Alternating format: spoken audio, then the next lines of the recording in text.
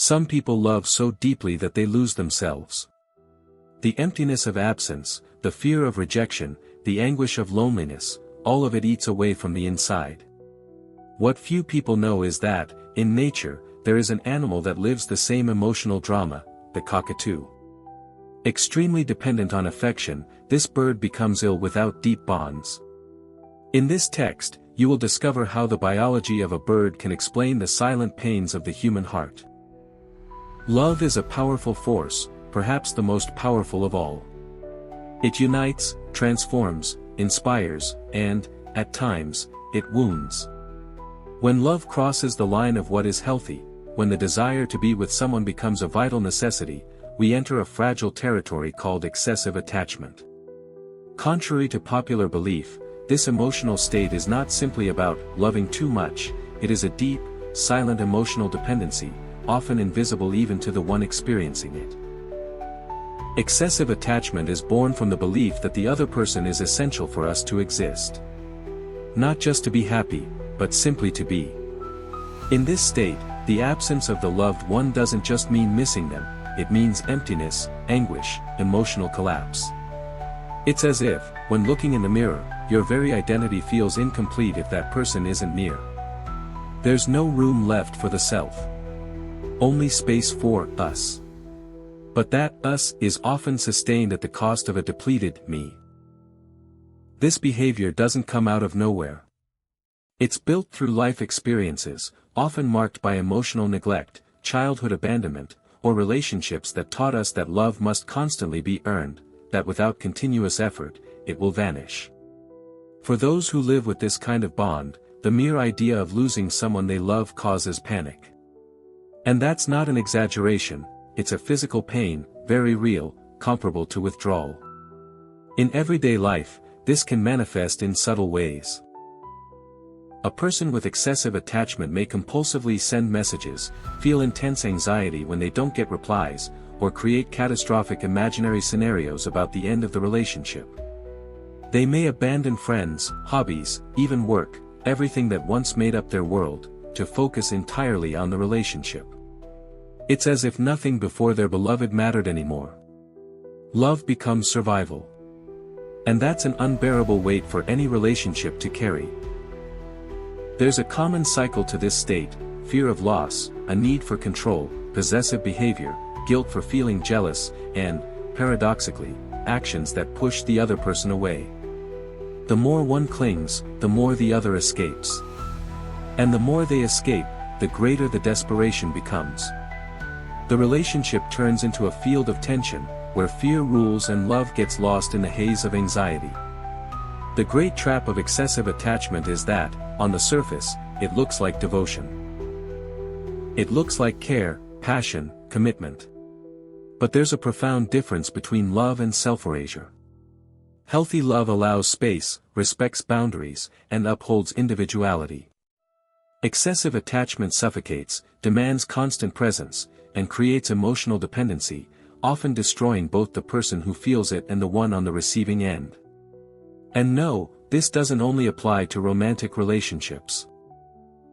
This kind of attachment can exist between parents and children, close friends, and even with idealized figures like idols or spiritual leaders.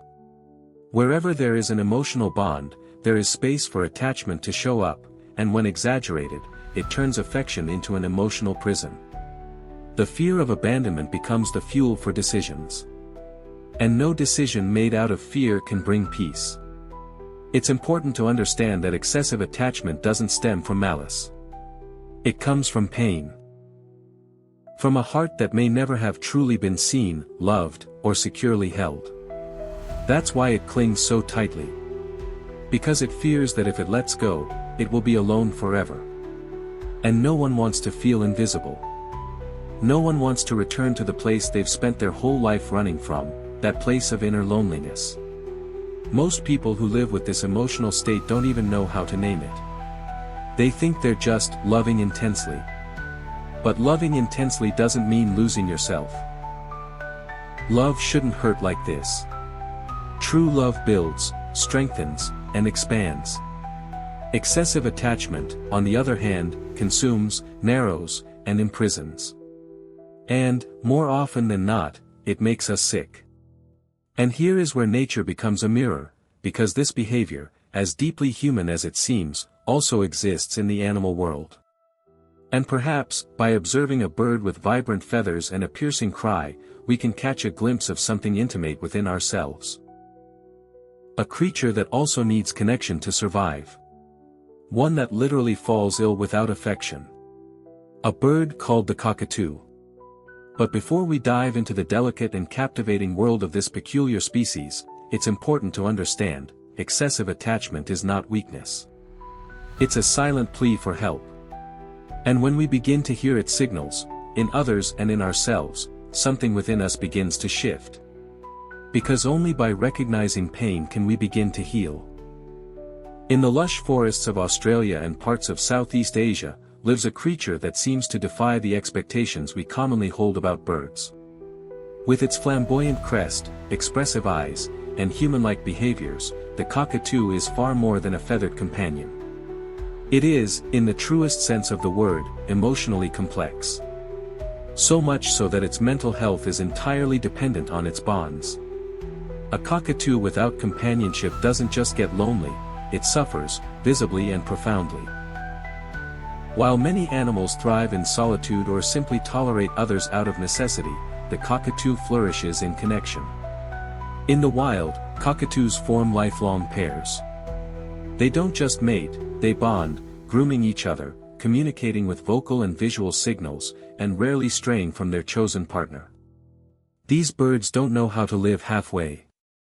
Once a cockatoo becomes attached, that bond becomes the very structure of its world. In captivity, this behavior becomes even more evident. And more heartbreaking. When a cockatoo is raised by a human and becomes emotionally dependent on them, the result is often a mirror of the human condition: separation anxiety, depression, obsessive behaviors, and even self-harm. Yes, cockatoos will pluck their own feathers, sometimes to the point of open wounds, if they feel abandoned or emotionally neglected. Their distress is so intense that it's not uncommon for veterinarians to compare it to a human nervous breakdown. This extreme emotional reaction isn't due to fragility, it's due to intensity. The cockatoo feels deeply. It craves reciprocity, affection, presence. A simple change in routine, like a guardian being gone for a few hours longer than usual, can throw a cockatoo into a state of panic. Not because it's spoiled, but because its instincts scream, "Where is my flock? Where is my safe bond?" For them, being alone is more than uncomfortable, it's unnatural. But this bird is not just a metaphor of emotional dependence, it is a living testimony to the beauty and danger of needing connection too much. The same brain that allows a cockatoo to mimic human speech, solve puzzles, and recognize faces is the same brain that makes them vulnerable to heartbreak. And make no mistake, cockatoos experience heartbreak. Studies have shown that when a bonded pair is separated, whether from death or captivity, the surviving bird often exhibits signs of mourning that can last for years. Their vocalizations, which can be playful and musical, shift to loud cries of distress. They may stop eating. They isolate. They become aggressive or apathetic. The once vibrant spirit dims. And the irony is cruel: this beautiful creature, so full of life when loved, withers when left emotionally unattended. The cockatoo's feathers, so meticulously groomed when it's emotionally stable, become ragged and torn. Self-plucking becomes a way to cope, to feel, to release the tension of absence. It's not done for attention, it's instinctual. It's what happens when the brain is overwhelmed by isolation and can't find another outlet. In many cases, even after being reunited with someone or introduced to a new bird, the damage lingers. The emotional scars remain. Interestingly, cockatoos don't just bond with other cockatoos, they often form deep attachments to humans. They follow them from room to room, try to mimic their speech, and call out their names when they disappear.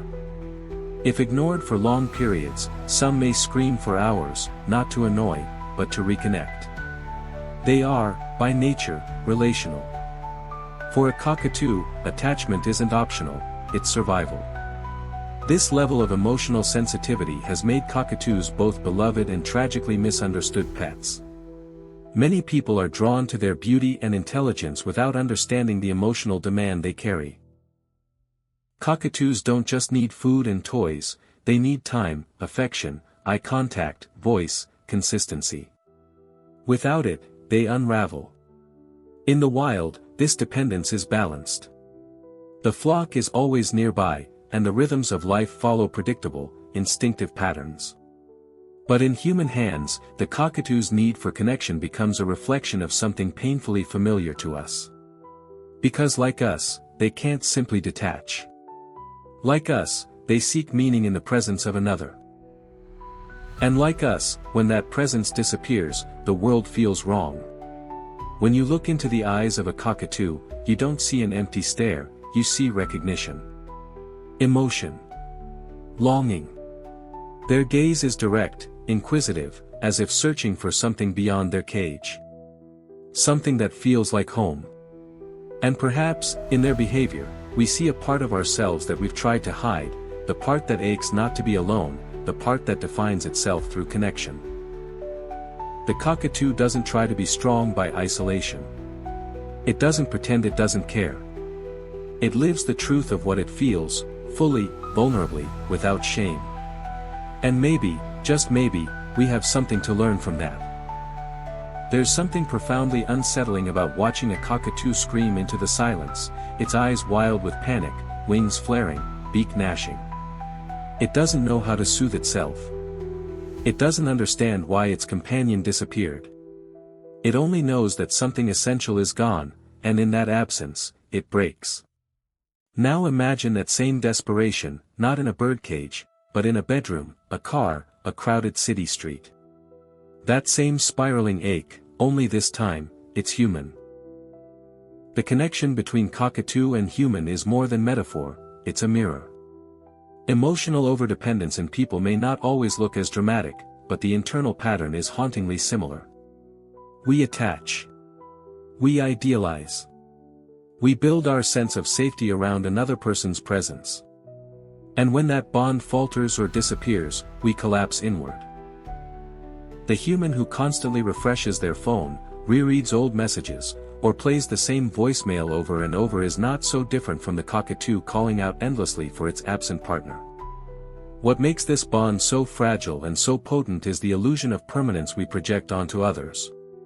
Just like the cockatoo believes its bonded mate will always be near, we believe the people we love will always return our calls, always text back, always stay.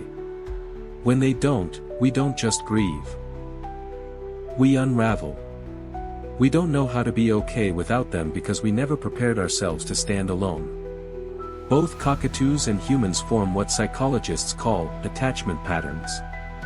Though the terminology differs, the behavior is unmistakable. Secure attachment creates resilience, but insecure or anxious attachment, which dominates in overdependent relationships, leads to emotional instability. Cockatoos, like people with anxious attachment, exhibit protest behaviors when left alone. Screaming, pacing, destroying things, or shutting down completely. They don't lash out because they're angry, they panic because they're afraid. Afraid of abandonment. Afraid they're no longer loved. Afraid they've been replaced. The cockatoo doesn't rationalize. It doesn't sit and analyze its feelings. It reacts from instinct. But in that, it exposes something most humans try to hide, the rawness of needing someone. Our culture often shames dependency, calling it weak or immature. But the cockatoo shows us there is nothing weak about needing others, only pain when that need is unmet. In human relationships, we see this echoed in patterns of clinginess, jealousy, fear of rejection, and extreme emotional reactions to separation. A partner who feels anxious when their loved one leaves for a trip. A child who refuses to sleep alone. An adult who feels invisible without validation from friends or partners. These aren't just bad habits. They're echoes of something deeply biological.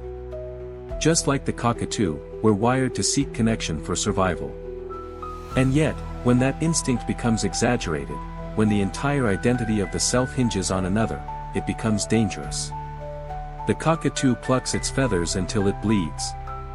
The human isolates, sabotages relationships, or sinks into depression. Both are symptoms of a bond stretched too far, too thin, with no scaffolding beneath it. The connection becomes a lifeline, but also a prison. The saddest part? The cockatoo doesn't know why it hurts.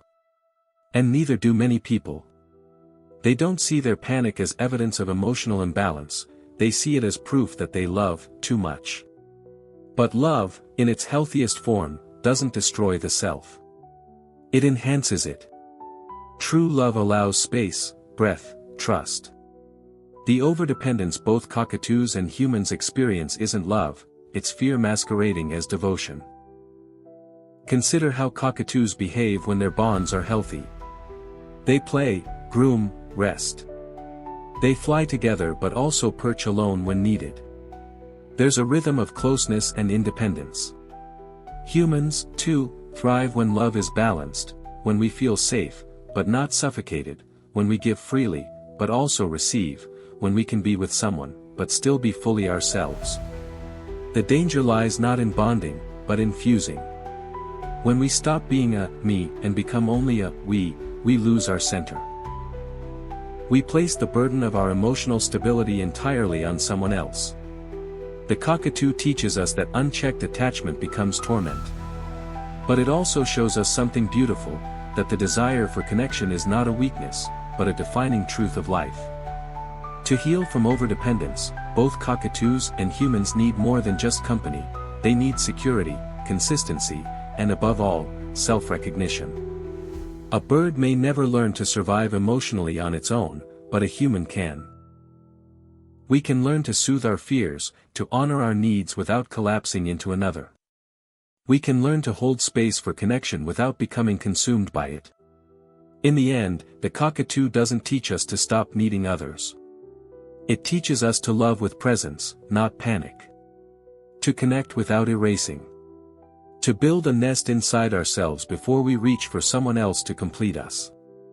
Because in the absence of that, we don't just feel lonely, we forget who we are. And when that happens, the most tragic thing isn't that we were left alone. It's that we no longer know how to return to ourselves. Why does a cockatoo scream when its partner disappears? Why does a human panic when someone doesn't answer a message? The answer lies deep within the architecture of the brain, where instinct and emotion collide.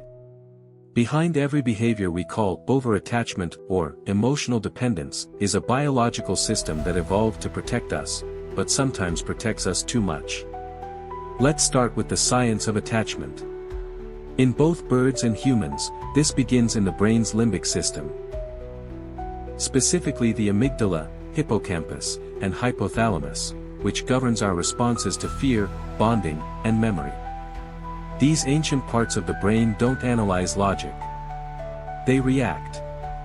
And when they detect loss, threat, or abandonment, they sound the alarm, loud and fast.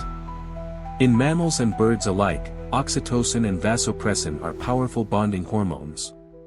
In humans, oxytocin is often released during intimacy, eye contact, or even just thinking about someone we love. In cockatoos, it's released during mutual grooming, synchronized calls, or close proximity to their bonded partner. These hormones create a sensation of trust and connection, but they also form dependency. The brain begins to link that other individual with safety. Remove the presence, and the brain panics, because now, safety feels threatened. In humans with anxious attachment styles, research shows heightened activity in the amygdala, the part of the brain responsible for detecting emotional threats. When someone they love becomes emotionally or physically distant, the brain interprets this as a life or death threat. This isn't an exaggeration, it's a holdover from evolution, where isolation could literally mean danger or death. The result? Hypervigilance, obsessive thinking, and emotional dysregulation. The same behavior we observe in a distressed cockatoo.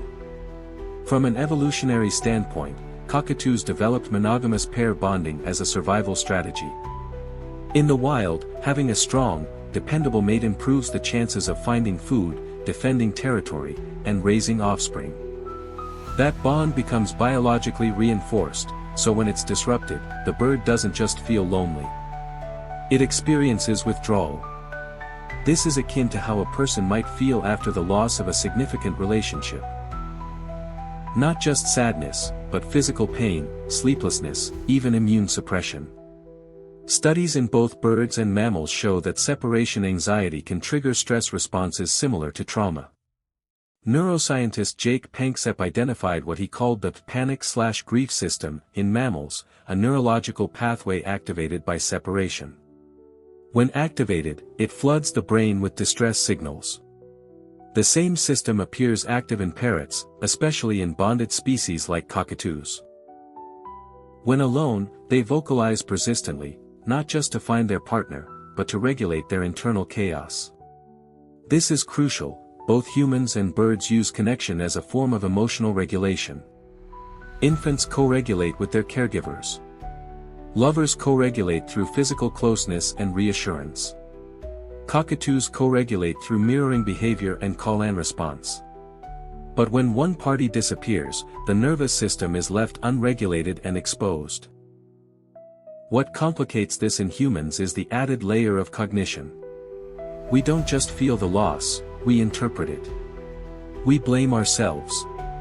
We create stories. They left because I'm not enough. They're replacing me.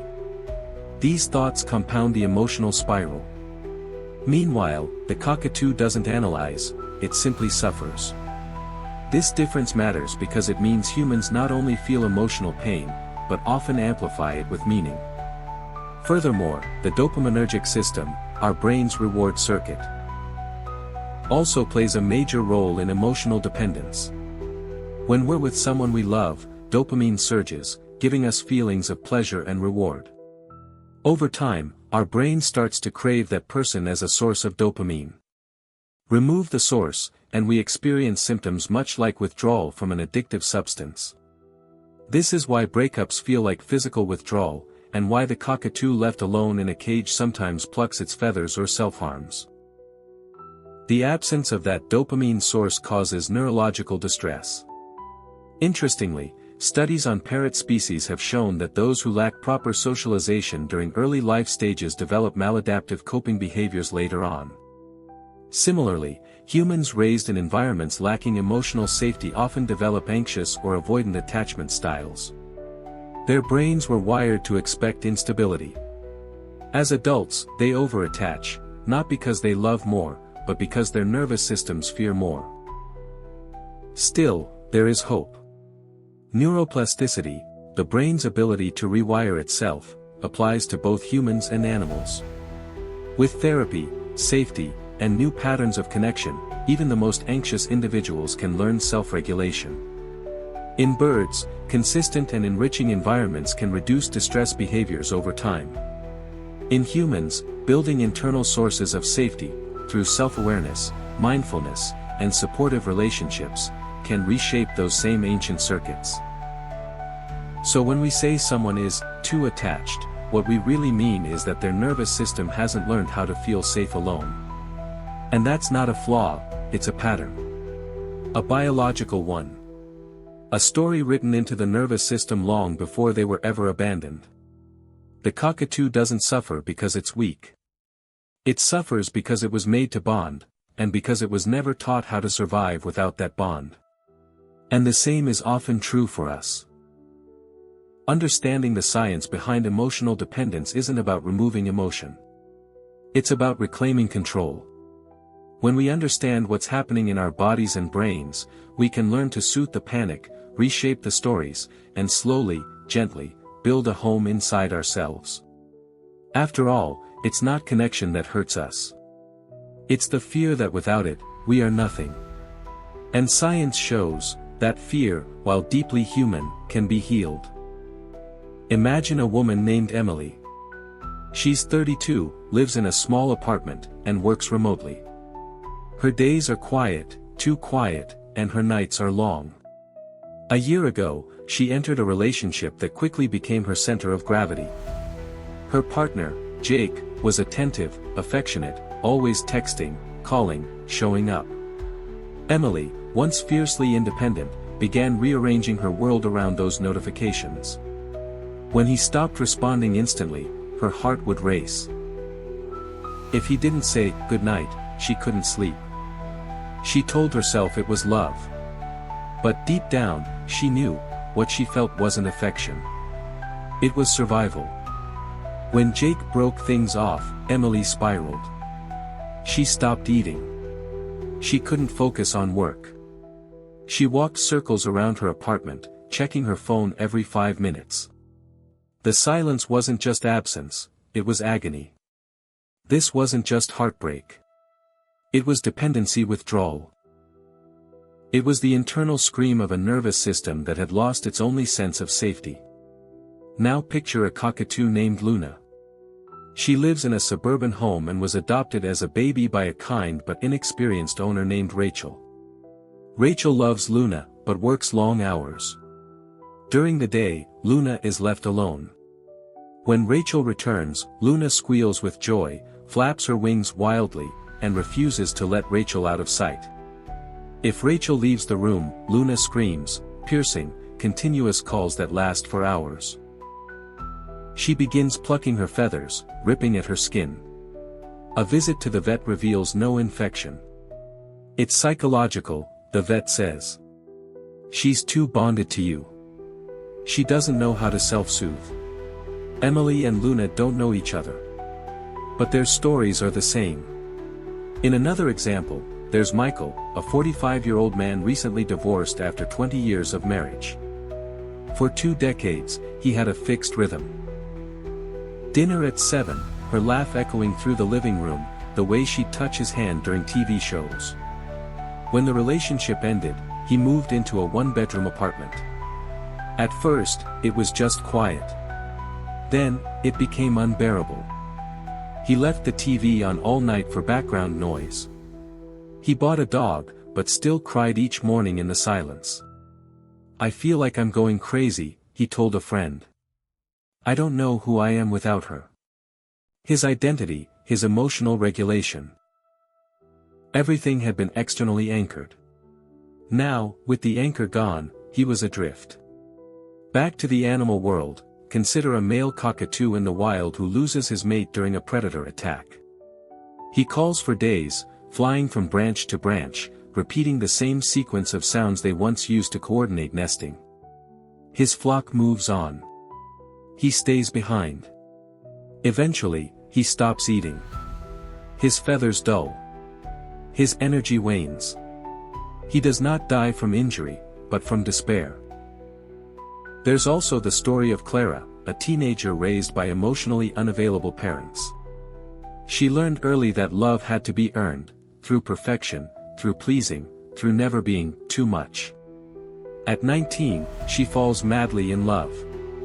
She texts constantly, over-apologizes, and can't tolerate silence. When the relationship becomes rocky, she clings harder. When her partner pulls away, she becomes desperate.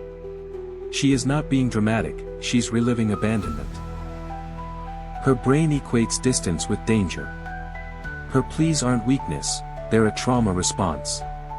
In a rescue shelter in New Zealand, a volunteer named Damien tells the story of a cockatoo named Poppy. She was surrendered after her previous owner passed away. Poppy arrived quiet, withdrawn, refusing food. When a staff member tried to pet her, she screeched and attacked the cage bars. But one day, Damien sat beside her cage, just reading. Day after day, he did the same. Eventually, she began mimicking his voice. Then, she sat near the bars when he came. Months later, she stepped onto his arm. Poppy didn't need a new owner, she needed slow, steady trust. A nervous system learning to trust again. These aren't just stories. They are mirrors. Each example, human or animal, reveals the invisible strings of emotional survival. Whether it's a cockatoo screaming for its mate, or a human pacing in emotional panic, the root is the same. We all need co-regulation before we can self-regulate. And when that bond is disrupted, our nervous systems sound the alarm. In fact, studies show that emotionally dependent people are often more empathetic and sensitive, not because they're weak, but because their nervous systems were shaped by unpredictability. Like parrots raised in noisy, chaotic environments, they crave control. Predictable presence becomes a necessity. The absence of it triggers fear, not choice. What unites all these stories is a longing not just for love, but for safety within connection. And when that safety disappears, behaviors emerge that outsiders may label irrational or excessive. But to the one experiencing it, it's the body trying to survive something that feels like a fall with no landing. So next time you see someone overreacting to silence, or hear a cockatoo screeching without pause, don't judge the noise. Understand the signal. I'm alone, and I don't know how to feel safe anymore. Behind every cry, human or avian, is a heart still searching for home. There's something profoundly humbling in realizing that our most complex emotional struggles, dependency, anxiety, fear of abandonment, are not signs of personal failure, but echoes of ancient instincts. In the cacophony of human life, we often forget that we are, at our core, animals too. Creatures wired to seek connection not just for pleasure, but for survival. Just like the cockatoo that screams when left alone, our outbursts, our panic, our clinging, they're not flaws. They're calls for safety. The first and most essential lesson is this: emotional dependency is not weakness, it's information. It tells us where we hurt. It tells us which parts of ourselves were never given consistent warmth, safety, or care. It reveals our nervous system's blueprint, often written in early years by the presence or absence of emotional regulation. And like the cockatoo that needs daily interaction to avoid emotional collapse, we too are social beings who need healthy bonds. Not as a luxury, but as oxygen. But here lies the danger: when we confuse survival bonding with genuine connection, we build emotional cages. We become frantic when those bonds are threatened, because we've outsourced our emotional stability to someone else. In these moments, we aren't loving, we're gasping. And that gasp can suffocate relationships, not out of malice, but out of terror. The terror of being alone. Of not knowing who we are without the other. From the cockatoo, we learn that isolation is not benign. It scars. It rewires. It shrinks the spirit.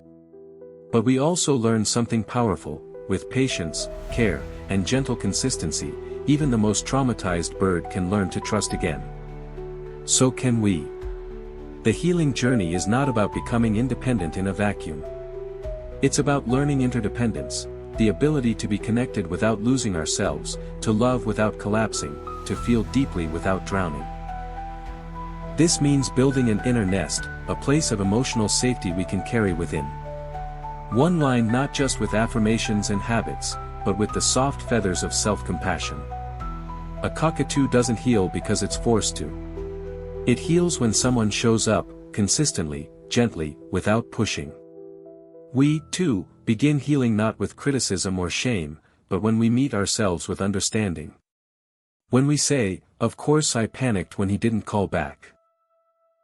I'm wired to feel unsafe when connection disappears." That voice isn't indulgence. It's emotional reparenting. It's turning toward the child inside us who once screamed into the silence and heard no one coming. There's also a call here for those in relationships, with friends, partners, or family. Recognize the signs of emotional distress, not as manipulation, but as survival. When someone seems too much, ask what they've been taught about connection. When someone clings, look beneath the behavior.